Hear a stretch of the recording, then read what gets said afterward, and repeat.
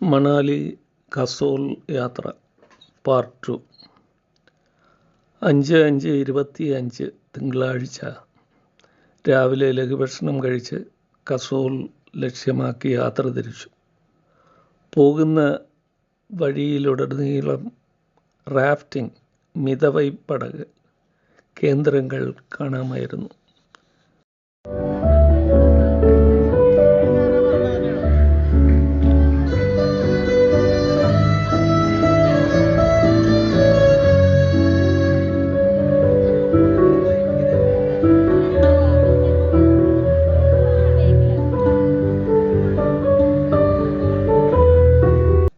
ഞങ്ങളും ഗൈഡ് തുമ്പിയും ഡ്രൈവർക്കും പരിചയമുള്ള ഒരിടത്ത് റാഫ്റ്റിങ്ങിനായി തയ്യാറെടുത്തു.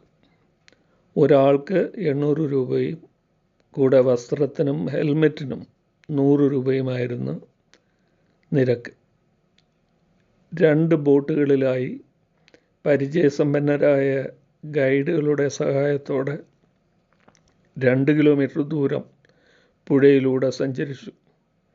2 കിലോമീറ്റർ എന്ന് പറഞ്ഞാലും ആവേശത്തിനിടയിൽ അത് വെറും 1 കിലോമീറ്റർ ദൂരമേ ഉള്ളൂ എന്ന് തോന്നിപ്പോയി. അതിനുശേഷം പോകുന്ന വഴിയിലുള്ള ഒരു വൈഷ്ണോദേവി ക്ഷേത്രത്തിൽ ദർശനം നടത്തി.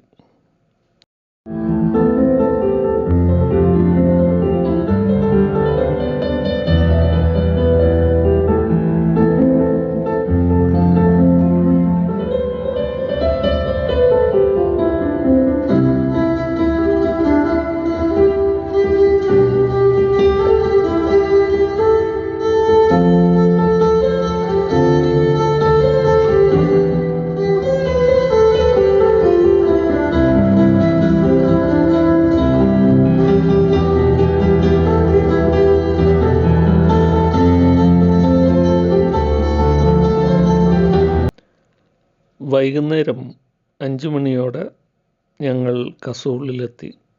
പുഴയോരത്ത് ഞങ്ങൾക്കായി 3 കൂടാരങ്ങൾ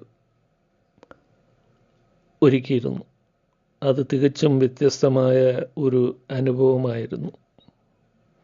കസോളിൽ ചെന്നാൽ അവിടുത്തെ സ്പെഷ്യലായ പവർ കേക്ക് കഴിച്ചില്ലെങ്കിൽ അതൊരു വലിയ നഷ്ടമാണെന്ന് കേട്ടിരുന്നു. അതുകൊണ്ട് ഞങ്ങൾ അതും രുചിച്ചു നോക്കി. ഒരെണ്ണത്തിന് 800 രൂപയായിരുന്നു വില. 2 എണ്ണം വാങ്ങി ഞങ്ങളെല്ലാവരും പങ്കിട്ട് കഴിച്ചു.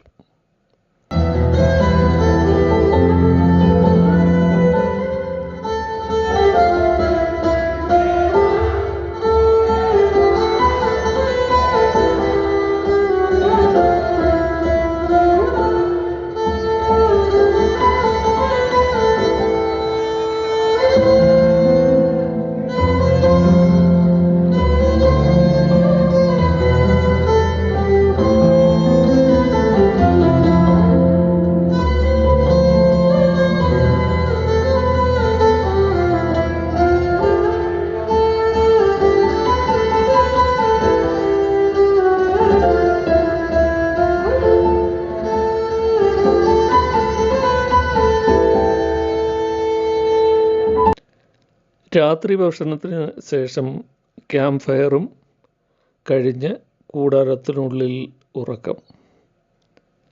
പുലർച്ചെ 3 മണിക്ക് പട്ടികൾ കുരയ്ക്കുന്നത് കേട്ട് ഉറക്കം ഉണർന്നു. ആ സമയത്ത്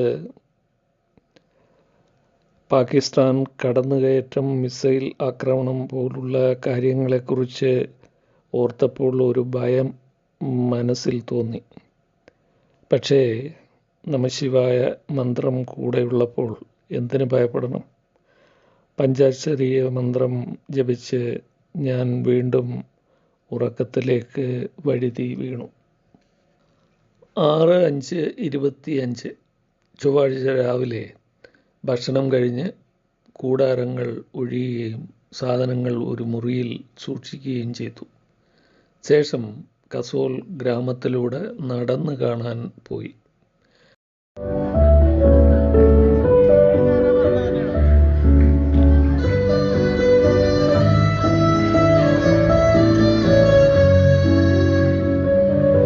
ഗ്രാമീണ വീടുകൾ,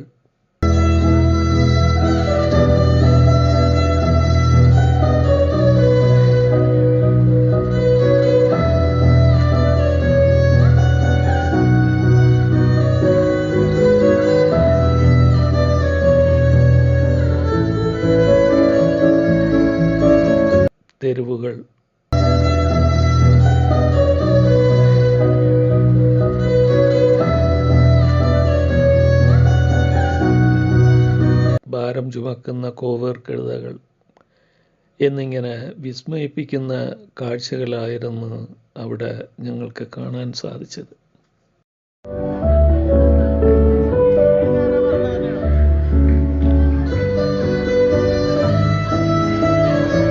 പിന്നീട് വണ്ടിയിൽ മണികരൺ എന്ന സ്ഥലത്തേക്ക് തിരിച്ചു. അവിടെയുള്ള സിഖ് ഗുരുദ്വാര സന്ദർശിക്കുകയും അവിടുത്തെ അന്നദാനം കഴിക്കുകയും ചെയ്തു. അവിടുത്തെ പ്രശസ്തമായ ചുടുനീർ ഉറവകളിൽ ഹോട്ട് സ്പ്രിങ്സ് ഞങ്ങൾ കുളിക്കുകയും ചെയ്തു.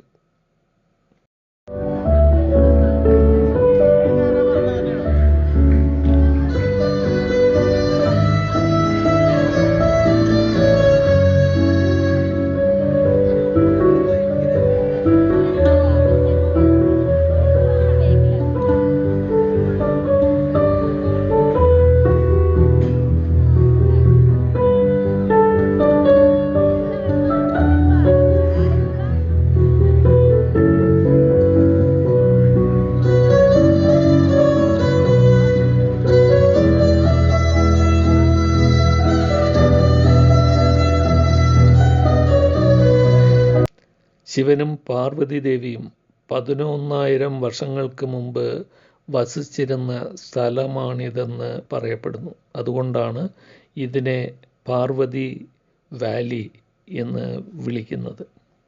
മണികരൺ ശിവക്ഷേത്രത്തിൽ ദർശനം നടത്തിയ ശേഷം അവിടുത്തെ തിളച്ചു മറിയുന്ന തീർത്ഥത്തിൽ അരിയും കടലയും തുണിയിൽ നൂൽ കെട്ടി ഇറക്കി വെച്ച് വേവിച്ച് പ്രസാദമായി കഴിച്ചു.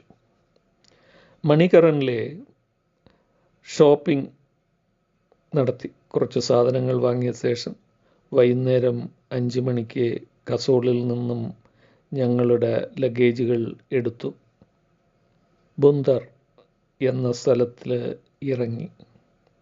അവിടെയാണ് വോൾവോ ബസ് വരുന്നത് ഡൽഹിക്ക് ഞങ്ങളെ കൊണ്ടുപോകാൻ.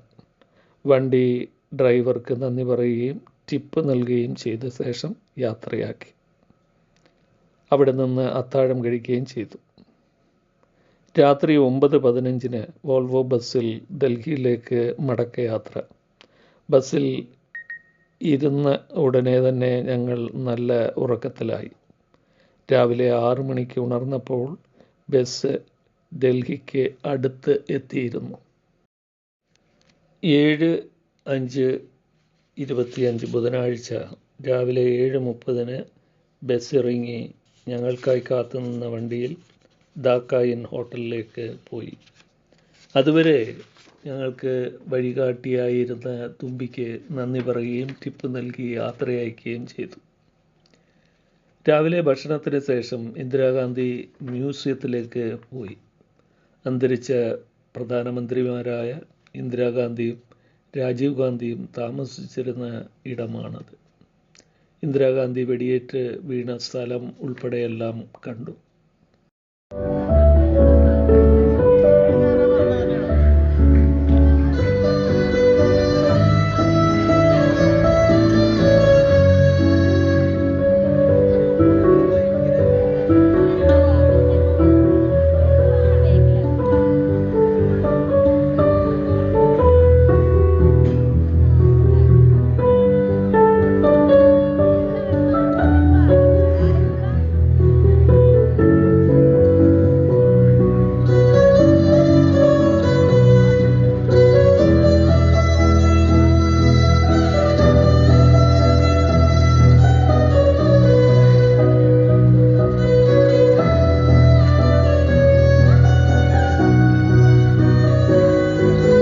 ഉച്ചയ്ക്ക് കേരള ഹൗസ് റെസ്റ്റോറൻറ്റിൽ ക്യാൻറ്റീനിൽ നിന്നും മീൻ വറുത്തതും കൂട്ടി നല്ല കേരളീയ ഭക്ഷണം കഴിച്ചു.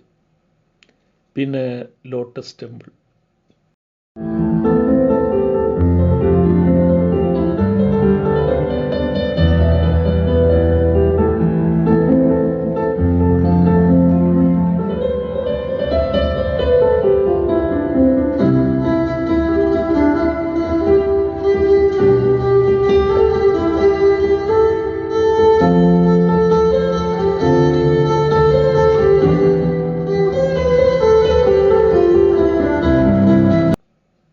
അത് കഴിഞ്ഞ് കുത്തബ് മിനാർ.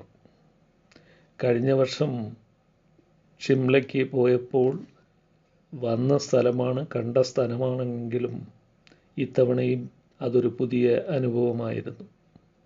അതിനുശേഷം ഇന്ത്യ ഗേറ്റിൽ പോയി കുറച്ച് സമയം ചിലവഴിച്ചു. രാത്രി 7 മണിയോടെ താമസ സ്ഥലത്തെത്തി ഉറങ്ങി. 8:25 വ്യാഴാഴ്ച രാവിലെ വണ്ടി വന്നു. അക്ഷർധാമിലേക്ക് യാത്രയായി. പാർക്കിങ്ങിൽ ഇറങ്ങി ഞങ്ങൾ ക്ഷേത്രത്തിനുള്ളിൽ കയറി. അവിടുത്തെ അത്ഭുത കാഴ്ചകൾ കണ്ട ശേഷം അവിടുത്തെ ഫുഡ് കോർട്ടിൽ നിന്ന് ഭക്ഷണം കഴിക്കുകയും കുറച്ച് സ്വീറ്റ്സ് വാങ്ങുകയും ചെയ്തു. അതിനുശേഷം രാജ്ഘട്ടിലേക്ക് പോയി നമ്മുടെ രാഷ്ട്രപിതാവിനെ വണങ്ങി.